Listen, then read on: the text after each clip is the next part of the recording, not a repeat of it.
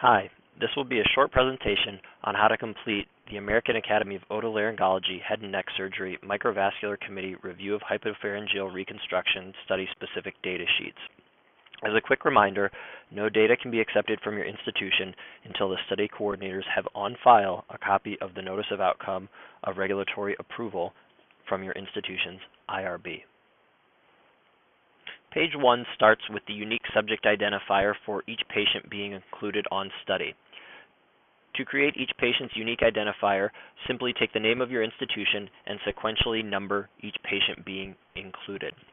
It would be helpful to include this at the top of every page of the datasheet in case any of them come apart. Next are the study inclusion criteria.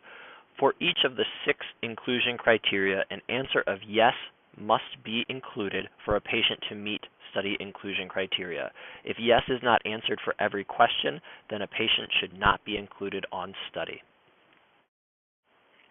Page 2 begins with demographic information including gender and age. For a patient's age at the time of initial treatment with concurrent chemoradiation, please use the date calculation worksheet that is provided on the study website. Using the date calculation worksheet will ensure that all intervals are collected for each patient in the study in a uniform fashion. You can see a picture of the date calculation worksheet here. All that needs to be done are the appropriate dates are entered in the yellow cells as labeled on the left-hand side of the worksheet. On the right-hand side of the worksheet, all appropriate intervals will be calculated. As you can see, all intervals are relative to the date of surgery, and all intervals are in days postoperative. This allows for additional arithmetic to be done on each of the intervals to generate new intervals if needed. Returning to page 2 of the datasheet, please collect the details of each patient's concurrent chemoradiation regimen. In addition, please collect the indications for surgical intervention after concurrent chemoradiation. Each patient's preoperative height and weight should also be recorded. The preoperative weight should be as close to the date of surgery as possible and ideally within a couple weeks of surgery. There are 2 intervals to be collected using the date calculation worksheet and the pretreatment TSH and highest recorded TSH. Again, the pretreatment TSH should be as close to the date of surgery as possible and ideally within approximately 1 month of surgery. At the top of page 3, please record each patient's preoperative albumin and preoperative prealbumin if available from preoperative labs. Further, please collect whether or not each patient is smoking at the time of hypopharyngeal reconstruction. For each patient with a smoking history, please record the cumulative number of pack years smoked. Please record whether or not each patient has a history of alcohol use. Alcohol use is defined as greater than or equal to 3 drinks per day. Please record whether or not it is a past or present alcohol use, and remember that a current alcohol user will also have a past history of alcohol use as well. Finally, at the bottom of page 3, please record each patient's immunosuppression status at the time of hypopharyngeal reconstruction. At the top of page 4, please record the extent of each patient's surgical defect. In addition, please record whether or not each patient underwent cricopharyngeal myotomy. For each patient, please select the flap site and flap type used for hypopharyngeal reconstruction. If a patient did not have a flap for hypopharyngeal reconstruction, please select Not Performed. Alternatively, if a patient had a flap used for hypopharyngeal reconstruction, but the flap site or flap type are unknown, please collect Missing Data MD999. At the bottom of page 4, first, please collect whether or not the flap had a cutaneous portion. If no flap was used for hypopharyngeal reconstruction, please collect Not Applicable NA997. Next, please collect whether or not the cutaneous portion was inset into the hypopharynx, neck skin, or oropharynx. If the flap had a cutaneous portion, then only yes or no should be collected for these 3 questions. Not applicable should be collected for these 3 questions if the flap did not have a cutaneous portion. Missing Data MD999 should be collected if this information is not available from the medical record. Finally, please collect whether or not the flap was deepithelialized or contained muscle. If no flap was used for hypopharyngeal reconstruction, please collect Not Applicable NA997. At the top of page 5, please record whether or not salivary bypass and nasogastric feeding tubes were used. If a patient had to be readmitted to the hospital, please use the date calculation worksheet to determine the number of days post-operative that the patient was readmitted and discharged from the hospital. Next, on page 5, is the recording of whether or not the patient suffered from a number of post-operative complications. For each complication, first, please record its presence or absence using yes or no. Next, if the patient had a complication, please record whether or not it was treated operatively at the bedside without operative intervention, or there was no treatment. If a patient did not suffer from a complication, then the treatment for that complication would be none. If the treatment for a complication cannot be ascertained from the medical record, please select Missing Data, MD 999. Finally, at the bottom of page 5, please record whether or not each patient developed a pharyngocutaneous fistula.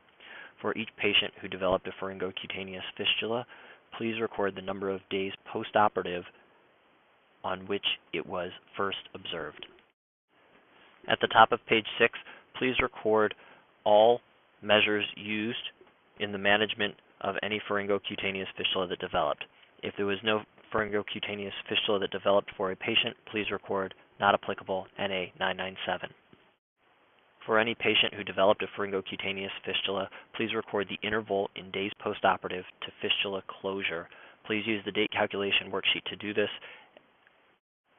We will be able to determine the duration of the pharyngocutaneous fistula using the information provided, so long as the date calculation worksheet is used. After this, there are specific complication fields for flaps used in hypopharyngeal reconstruction. If a patient did not have a flap for hypopharyngeal reconstruction, please select not applicable for these fields.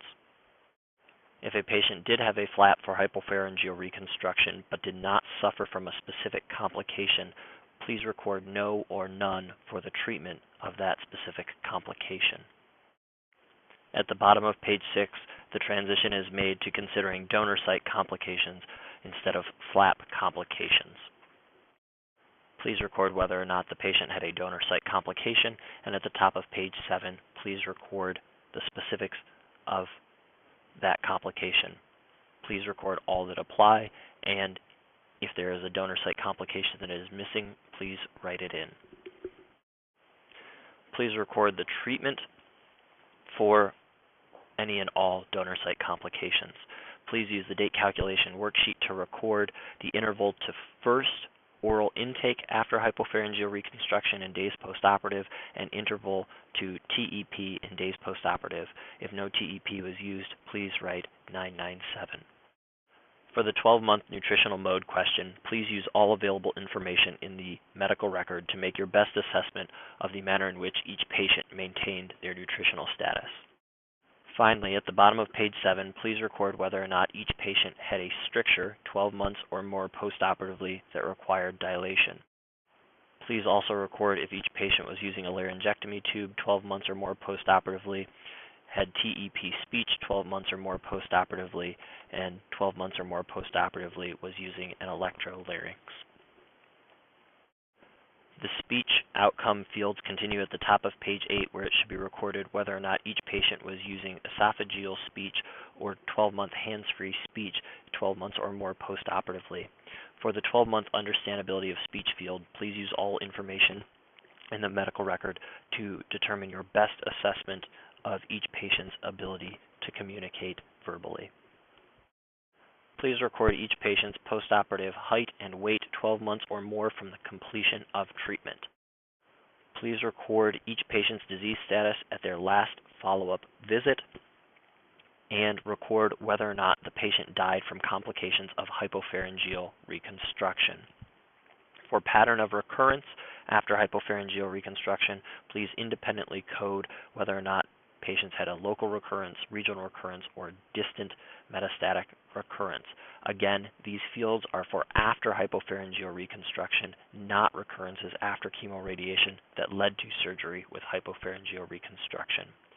Please use the date calculation worksheet to record the last two intervals on the data sheet, specifically the interval to last follow-up in days postoperative and the interval to death. Please check for the date of death using the Social Security Death Index website provided. Thank you. Please let us know if you have any questions.